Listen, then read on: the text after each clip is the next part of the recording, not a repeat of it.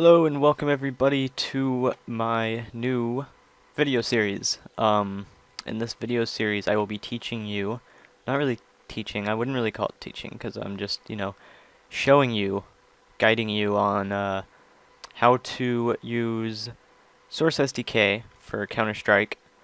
It's actually the Global Offensive SDK to map for Counter-Strike Global Offensive. Now, this would apply to really Source SDK as well, because it uses the same program and all the controls are the same. Just the only thing that changes are like textures and models and whatnot. So this video is just going to be covering how to obtain Source SDK and what to do with it once you got it. So this video is going to apply to just Global Offensive. So you need to have Global Offensive purchased to have this work properly. So as you can see, wherever that would, right here. I have it purchased, download it, run it, play it for like 5 minutes so you make sure all the files are there and good. And once you got that done, you're going to want to go to Tools. You're going to click the All Games. It's not really a tab anymore, it used to be. And then click Tools. And then you're going to click, it should be grayed out because you obviously don't have it downloaded. You're just going to right click it or just double click it and hit install. Shouldn't take too long. It's not that big of a program. It's depending on your, it's only taking up 137 megs, so depending on your internet, it should go pretty fast. I get about 5 megabyte download speed. So so once you get that downloaded, you're just gonna launch it. It should do some stuff whenever you first load it up. I can't remember if they did the thing where they stopped it from merging files or whatever, but if it does something when it first opens up, good for you. If it doesn't, you're good. Next thing I'm going to do at this point is ignore all this crap here because I don't know anybody who ever uses this besides the Workshop Map Publisher. Next thing you're going to want to do is just double click Hammer World Editor. Then you'll get this screen. Next thing you want to do is just close out of that. Well, you can't close out of it anymore for some reason because they stopped you from doing that, which is weird. I just minimize it. Next thing we're going to do is go up to, no, I don't want to open, File, New, and I'll just teach you a little about the controls. In the top left here, we have the 3D camera. If yours is set to a grid, just go ahead and click, just move to the left hand corner, and then click it and click. Some people use shaded texture polygons. I use textured. Every time I try to use shaded texture polygons, my screen goes all funky and I can't see anything. So this should be top, this should be side, and this should be front, or you can move them around, doesn't really matter. That's just what it is by default. Over here on your right, you have the textures panel. You can move these little panels around if you want, or at least, yeah, there you go. You can move these panels around if, for some reason you don't like the position of them. I don't know why you'd want to move them if they bother you that much. But I'm just going to move these back real quick. Okay. Next thing is the, I'll go ahead and go through the options. In the File tab, you have basically your save, you have your quick open. If you've recently saved a map, you'll have all your maps here that you can just quick load. Not sure what reload sounds does. I guess if you loaded a .wad map, you could convert it to VMT. You can run your map from here, which basically compiles it. Export. Yeah, I'm not sure what any of this stuff does other than new, open, close. Close obviously closes your map. It does not close the program, that is what exit is for. Save, just quickly saves the map. Save as allows you to change the name or, change it to a different file format or type some weird stuff on the end of it if that's what you fancy to do. It allows you to choose your location as well. So, but the first time you save a map, it should let you, it'll let you change the location anyways. So that covered that. Edit. I don't really know anybody who uses this thing a lot other than to go to properties, but we'll go over that a different time. You have your map tab, which contains a lot of useful things, like if you're trying to find a certain entity, and if you don't know where it is in your map, you can go to Entity Report, and it will list every single entity you have in the map, and you can just scroll down and find it. And then when you click it, it actually highlights it on your grid and your 3D view. So you have your map properties, which is all your basic properties like your skybox name, which is default is sky dust, so that's the dust skybox. Don't worry about any of this other stuff for now. You got your inputs and outputs, bleh. Not important right now. Point files, portal files, you'll use point files a lot when you have a leak, and you can load a point file because the SDK will automatically save a point file to your computer when you have a leak, and then it actually puts a line on your map that guides you straight to where the leak is believed to be. Leaks is when you don't leaks are when you don't correctly seal up the map and you have black space leaking into your map. Not sure what all this other stuff is. I don't ever use it. The only thing I really use in the viewport is the auto size 4 views. This will, like, if you accidentally mess up your views somehow, if you're messing around with it and then, you know, you accidentally slide it all the way off the screen, you're like, oh no, I can't do anything. You're gonna have to go to view, auto size 4 views, it'll reset that. Once again, I don't really use any of this stuff. Tools. You see this tool here, carve? Don't ever use it. Please. As much as you may think that it may be really convenient to make a block and then stick another block through it and hit carve, do not ever do it. No, go away. I'm not going to explain why you don't do it, just don't do it. Make hollow is useful. That's like if you want to make a box that's hollow. You literally just draw a box. And oh, there it is. I was like, I can't see shit. Okay. And then you just select it, tools, make hollow. You can set that to a negative number to make it hollow outwards. And then if you fly inside, you can, you know, see everything. Speaking of flying, hit Z or Z, whatever country you come from. And then you can use the mouse to look, so it's like in-game controls, and then you hit W to go forward, S, A, D. Just like if you were playing a game. Like if you're using no clip in-game. Like you're flying around and stuff. If you don't know what no clipping is. So I'm gonna go over the tools on the left side now. The little red arrow is obviously the selection tool that lets you select a block, whether you be clicking on here or the little X or anywhere on that block. This tool is used to translate blocks and brushes around the map.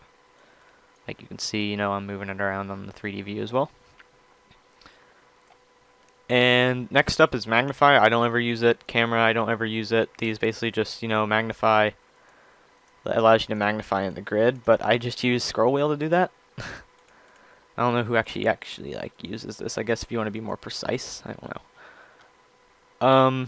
Camera, I never have good experiences using this. It always puts me in some weird spot where I don't want to be. Entities, we'll go over this, but your map needs entities for everything in the map, like spawns. You just click and by default it's set to terrace spawn. But we'll go over all that whenever we make our first map. You got your brush tool. This is what I used earlier to create the box. You literally just draw a brush, and then sorry, I'm herping today. You literally just draw a brush. You can change it as you're doing it on any view. You can set that on the floor, and then bam, you have another brush on the map. Then you can use the selection tool to move it around, stretch it out, change the properties of the thing, so you can make it 64 by 448 or whatever. You can proportionize it and just mess around with that a little bit. It's a really important tool that you need to learn how to use if you want to become a successful mapper, because obviously it's, you know, one of the key things to,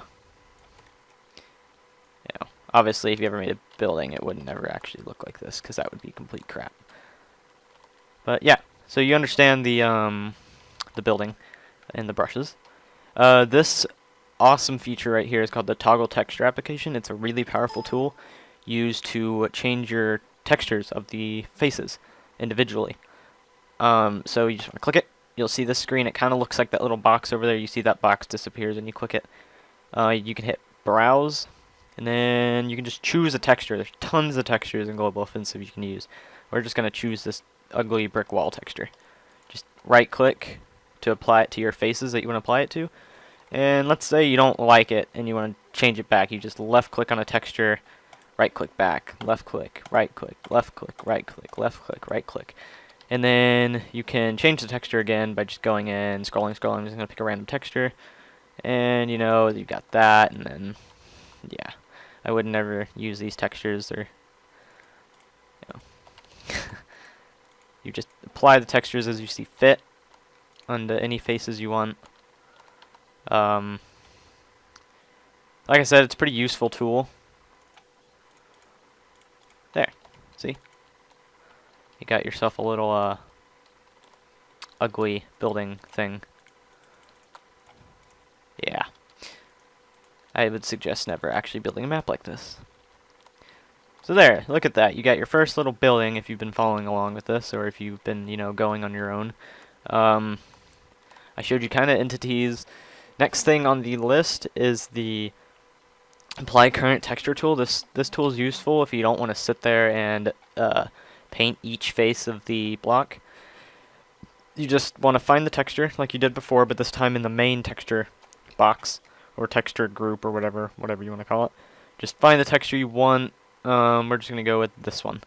And then click, select the block you want to apply the texture to, and click Apply Current Texture. And as you see, it does that thing. You know, I'm just going to do it to these blocks here. Boom. Now you got yourself a miniature building that has unproportionized windows and looks so great. Let me teach you a little bit more about the face edit tool, or the texture application. You have these things up here called texture scale, X and Y. If you understand basic graphs, you should understand what that means. It just stretches the texture out in the X and Y direction. So, you know, that, obviously. You can blow it up super huge, but the higher you get, the more blown up the texture is. If you're too lazy to do this, you can just hit fit, which sometimes works. Like in this situation, it kind of worked. It still looks kind of weird. You can just apply that texture now to all of these, and it should line it up properly. If it doesn't, like it did there, you can actually manually adjust it. Like, I'm just going to hit left, and then just apply it there, and look, see. You just play around with this tool. You got your justifies, like if you're in Microsoft Word, you got your left justify, right justify, top, bottom, center. Yeah, right justify. You know, just mess around with it a little. It's a pretty useful tool. Alright, so taught you how to do that. You have your light map scale, which is for shadows. I just recommend leaving it at that for now. You got your rotation. Let's say I want to turn this at some really odd angle. Just type whatever angle you want, and then boom, you have your Inception window of death. If you wanted to mindfuck your players. Next thing is align to world and face. I never really worry about that because it's normally better for like curved surfaces. Whenever you start making curved surfaces and you're applying a texture and it starts to do funky things to the texture, like turning it a weird direction, you can hit face and world and it will align it properly sometimes. Textures require you to manually edit them sometimes because it's just picky. So, see me here, I'm using the toggle texture application again. You have your displacement tab. I'm not going to worry about that for now. So for now, just close out of this. And next item on our list is the applied decals. Now this allows you to place like graffiti on the wall. You're going to do this by going to the texture because graffiti and other stuff is a texture.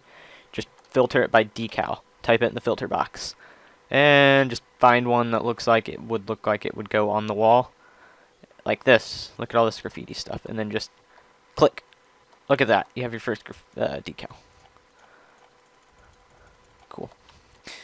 Next thing on the list is overlay. Overlay is the same thing as a decal, except for you can't adjust the size of decals for some reason, because that's what because the decal uses the normal size of it. I think it actually resizes it for what you're needing it for, I think. I don't really understand the difference more than you can resize decals to your liking. So if you want to stretch this out a little more, and then, you know, it stretches the texture. See, if I wanted to make this bigger, there you go, it's bigger. And it still looks decent too. Try to keep it within, you know, proportions so you don't get weird sizes, so don't do anything like that and then be like, that looks weird. If you wanted to do that, you could now stretch it up and Looks about right. Let's try another one, just to, you know, show you how it works. Let's try one that's not a graffiti. Here you go, you got your bomb site. Sorry. Just click, and look at that, you got a little bomb site X. Good for you. Just click it, and by default it's 128 by 128. If we wanted to make that 512, this is where the grid starts to get all kind of weird on you, but you just have to, you know, get used to it. Now you have a red X on the floor that looks like somebody smeared satanic blood all over the place. Alright, you got your clipping tool here. Your clipping tool is one of the most powerful tools. I love it. It's so useful for like anything. It's for making shapes out of shapes, to make shapes, to have shapes in your map of shapes. What you want to do is you want to find the direction that you want to cut at. So let's say I wanted to cut a little notch out of this to make it like a sloped side. You probably want to cut it at this angle here because you're looking at it from the side, which would be this way, or even this way. It doesn't really matter, but you know, just to get a visual representation, we'll just look at it this way. So what you're going to want to do is you're just going to find a place where you want to clip it and hit enter. But what you see what happened here is it clipped the wrong side. So to fix that, hit Control Z or Control Z and re-click the clip tool again, go to cut it again, and then hit the clipping tool again while it's already selected, and then you'll see the white switches from the left side to the right side. If you click it one more time, it's got the white on the whole thing, which will keep the whole entire block intact, but it will still cut it, giving you both blocks to, you know, work with. Click it one more time, you know, on the left, click it, there you go, and hit. White is the part of the block it will keep. So let's go ahead and do that to the other side, just, you know, for representation's sake. Click it. Boom. There you go. You now have yourself a sloped roof that looks horrible. Next thing is the vertex tool. I try not to use it because it's weird. It doesn't, like, it does funky stuff sometimes, and you can get really weird shapes. Yeah, I'm not going to talk about it. You can edit your block by, you know, dragging the vertexes around, and, you know, if I wanted to slide this over here and slide this forward, you know, do something really weird with the block. See how it's already starting to look kind of funky? You just have to kind of visualize the shape in your mind as you're making it, or, you know, it will come out looking very odd. There you go. See? But you can see what I'm talking about with the shape thing does really weird things. So to just avoid this weird shape mishap thing here, just don't use it. Just use the clipping tool. It's just as easy, and you just have to get used to it. So we're just going to Control Z. Alright, so that's about all for this episode. I've showed you how to apply textures, move blocks around, basic translations, decals, spawns, I guess, kind of, blocks, hollowing, clipping, vertexing, toggle texturing, a little bit about entities, and in the next episode, I'm not sure what I'm going to do, but I'll figure out. It'll probably be along the lines of making your first map. So until then, guys, if you enjoyed the videos, make sure you like and comment in the section if you want. So until next time, guys, see ya. Thanks for watching.